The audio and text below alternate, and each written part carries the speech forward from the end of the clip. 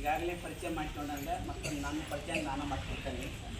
ಲಿಂಗಪ್ಪ ರುದ್ರಪ್ಪ ಬಸೇಗಣ್ಣಿ ಅಂತಂದೇಳಿ ನಾನು ಅಗಡಿಯವ, ಮೂಲತಃ ರೈತ.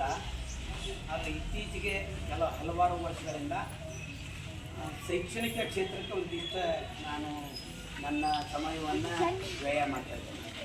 ಕಾರಣ ಇಷ್ಟ, ಎಲ್ಲದಕ್ಕೂ ಮೂಲ ಶಿಕ್ಷಣ. ಹಲೋ, ನನ್ನ ಕಡೆ ದಯಮಾಡಿ.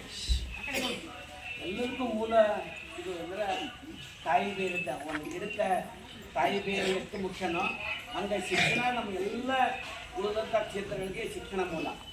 ಅದಕ್ಕೆ ವಿಶೇಷವಾಗಿ ಈ ಶಿಕ್ಷಣ ಕ್ಷೇತ್ರವನ್ನು ಆಯ್ಕೆ ಮಾಡ್ಕೊಂಡು ಅದರಾಗ ವಿಶೇಷವಾಗಿ ಸರ್ಕಾರಿ ಶಾಲೆ ಬರ್ತಕ್ಕಂಥ ಮಕ್ಕಳ ಅಭಿವೃದ್ಧಿ ಆಗಬೇಕು, ಶಾಲೆಗಳು ಎಲ್ಲ ಮೂಲಭೂತ ಸೌಕರ್ಯಗಳನ್ನು ಹೊಂದಬೇಕು ಅಂತನ್ನಂಥ ಆಸೆ ಕನಸುಗಳನ್ನು ಇಟ್ಕೊಂಡಿರುವ. ಯಾಕಂದ್ರೆ ಈ ಸರ್ಕಾರಿ ಶಾಲೆಗೆ ಬರ್ತಕ್ಕಂಥ ಮಕ್ಕಳು ಆರ್ಥಿಕವಾಗಿ ಸಾಮಾಜಿಕವಾಗಿ ಹಿಂದುಳಿದಂಥವರಾಗಿರೋದ್ರಿಂದ ದುಡ್ಡಿದ್ದವರೆಲ್ಲ ಪ್ರೈವೇಟ್ ಶಾಲೆಗಳಿಗೆ ಹೋಗ್ತಾರೆ. ಅವರಿಗೆ ಉತ್ತಮವಾದಂಥ ಶಿಕ್ಷಣ ದೊರೀತೈತಿ. ಅವ್ರ ತಂದೆ ತಾಯಿಯವರು ಕೂಡ ಅಕ್ಷರಸ್ಥರಾಗಿರ್ತಾರೆ. ಇಲ್ಲಿ ಬರ್ತಕ್ಕಂಥ ಮಕ್ಕಳು ಬಹುತೇಕ ಬಹುಪಾಲು ವಿದ್ಯಾರ್ಥಿಗಳು ಹೆಂಗಾಗಿರ್ತಾರಂದ್ರೆ ಅವರೆಲ್ಲ ಇದರಿಂದ ವಂಚಿತ ಆದಂಥವರು, ಶಿಕ್ಷಣದಿಂದ ಅಲ್ಲಿ ಕಳಿಸುವ ಸಾಮರ್ಥ್ಯ ಇರೋದಿಲ್ಲ. ಅದಕ್ಕೆ ಅವರಿಗೆ ಮುಖ್ಯವಾಹಿನಿಗೆ ಬರಬೇಕಾದ್ರೆ ಅವರಿಗೆ ಮೂಲಭೂತವಾಗಿ ಬೇಕಾಗಿರ್ತಕ್ಕಂಥ ಶಿಕ್ಷಣವನ್ನು ದೊರಕಿಸಿಕೊಡಬೇಕು ಅಂತನ್ನಂಥ ಕಾರಣದಿಂದ ಸರ್ಕಾರ ಹಲವಾರು ಯೋಜನೆಗಳನ್ನು, ಇಲಾಖೆ ಹಲವಾರು ಯೋಜನೆಗಳನ್ನು ತಂದೈತೆ. ಅಂದರೆ ದುಡ್ಡಿದ್ದವರು ಅಲ್ಲಿ ಹೋಗಿ ಜಾಣರಾಗೋದಕ್ಕಿಂತ ಸರ್ಕಾರಿ ಶಾಲೆಗೆ ಬರ್ತಕ್ಕಂಥ ಮಕ್ಕಳು ಕೂಡ ಉತ್ತಮ ಏನು ಅಕ್ಷರವನ್ನು ಕಲಿತು ಮುಖ್ಯವಾಹಿನಿಗೆ ಬರಬೇಕು ಅಂತನ್ನಂಥ ಕಾರಣದಿಂದ ಹಲವಾರು ಯೋಜನೆಗಳನ್ನು ತಂದೈತೆ. ಆ ನಿಟ್ಟಿನೊಳಗೆ ನಾನು ವಿಶೇಷವಾಗಿ ಈ ಶಾಲೆಗೆ ಇಲ್ಲಿರ್ತಕ್ಕಂಥ ಶಿಕ್ಷಕರ ಪೈಕಿ ನಮ್ಮ ಅಗಡಿ ಶಾಲೆಯಲ್ಲಿ 3 ಜನ ಶಿಕ್ಷಕಿಯರು ಸರ್ವಿಸ್ ಮಾಡಿ ಬಂದಾರ. ಅದು ವಿಶೇಷ ನಮ್ಗೆ ಇಲ್ಲಿ ಬರೋಕೆ ಅದು ಒಂದು ಕಾರಣ ಅಂತ ಅಂದ್ಕೊಳ್ತೇನೆ. ನಮ್ಮಲ್ಲಿ ಸರ್ವಿಸ್ ಮಾಡಿ ಬಂದಿರತಕ್ಕಂಥ ಶಿಕ್ಷಕಿಯರು 3 ಜನ ಇಲ್ಲಿ ಇರೋದರಿಂದ ಈ ಅವಕಾಶ ಬಳಸ್ಕೊಂಡು ಇವತ್ತು ಈ ಶಾಲೆ ವಿಸಿಟ್ ಮಾಡಬೇಕು ಅಂತನ್ನಂಥ ಆಸೆಯನ್ನು ಇಟ್ಕೊಂಡು ಬಂದೆ. ವಿಶೇಷವಾಗಿ ಸರ್ಕಾರಿ ಶಾಲೆಗಳಲ್ಲಿ ನಾನು ಕಂಡಿರ್ತಕ್ಕಂಥದ್ದು ನನ್ನ ಭಾವನೆ ಏನೈತಪ್ಪ ಅಂದ್ರೆ ಶಾಲೆಗಳಂದ್ರೆ ದೇವಾಲಯ ಅಂತ.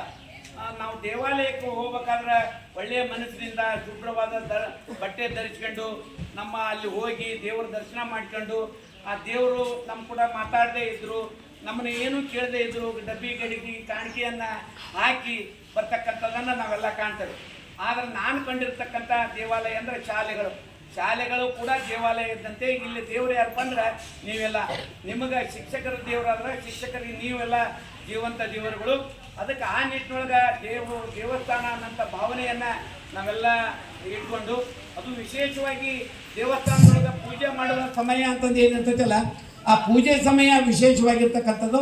ಆ ಪೂಜೆದ ಭಾಗ್ಯ ಅಥವಾ ಅಲ್ಲಿ ಭಾಗವಹಿಸಿದಾಗ ನಮಗೆ ಮನಸ್ಸಿಗೆ ಭಾಳ ಖುಷಿ ಅನಿಸ್ತೈತಿ. ಹಂಗೆ ಶಾಲೆ ಅನ್ನಂಥ ದೇವಾಲಯದೊಳಗೆ ಪ್ರಾರ್ಥನಾ ಸಮಯದೊಳಗೆ ನಾವು ಭಾಗವಹಿಸಿದಾಗ ಆ ದೇವಸ್ಥಾನಕ್ಕೆ ಹೋದಾಗ ಏನು ಆ ಭಾವನೆ ಬರ್ತೈತೆ, ಆ ನಿಟ್ಟಿನೊಳಗೆ ಪ್ರೇಯರ್ ಸಮಯದೊಳಗೆ ಭಾಗವಹಿಸಿ ಇಲ್ಲಿರ್ತಕ್ಕಂಥ ಅಂಶಗಳು ಇಲ್ಲಿ ತಾವು ಏನೆಲ್ಲ ನಮ್ಮ ಮಾಡ್ಕೊಂಡು ಬಂದಿರಿ ಅನ್ನೋಂಥದ್ದನ್ನು ನೋಡ್ಕೊಂಡು ಇಲ್ಲಿರ್ತಕ್ಕಂಥ ಉತ್ತಮ ಅಂಶಗಳನ್ನು ನಮ್ಮ ಸರ್ಕಾರಿ ಶಾಲೆಗಳಲ್ಲಿ, ನಮ್ಮೂರಿನ ಶಾಲೆಗಳಲ್ಲಿ ನಾವು ಅಳವಡಿಸ್ಬೋದಾ ಹೆಂಗೆ ಅಂತನ್ನಂಥ ಮಾತುಗಳನ್ನು ಅಲ್ಲೇ ನಮ್ಮ ಶಿಕ್ಷಕರ ಜೊತೆಗೆ ಹಂಚ್ಕೊಂಡು ಪ್ರಗತಿಗಾಗಿ, ಬದಲಾವಣೆಗಾಗಿ ನಾವೆಲ್ಲ ಪ್ರಯತ್ನ ಮಾಡ್ತೇವೆ. ಆ ನಿಟ್ಟಿನೊಳಗೆ ತಾವೆಲ್ಲ ಸರಿಯಾದ ಸಮಯಕ್ಕೆ ಪ್ರಾರ್ಥನಾ ಸಮಯಕ್ಕೆ ಭಾಗವಹಿಸಿರಿ.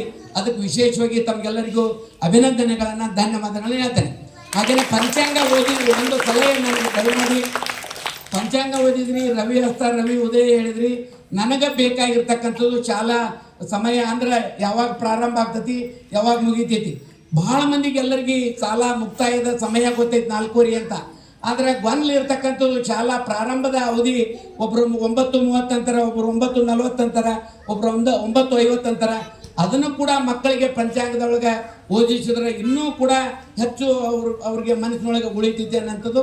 ಇನ್ನೊಂದು ಒಂದು ಸಣ್ಣ ಸಲಹೆ, ನೀವು ಪೀಠಿಕೆ ಇದನ್ನು ಸಂವಿಧಾನ ಪೀಠಿಕೆ ಓದಿದ್ರಿ.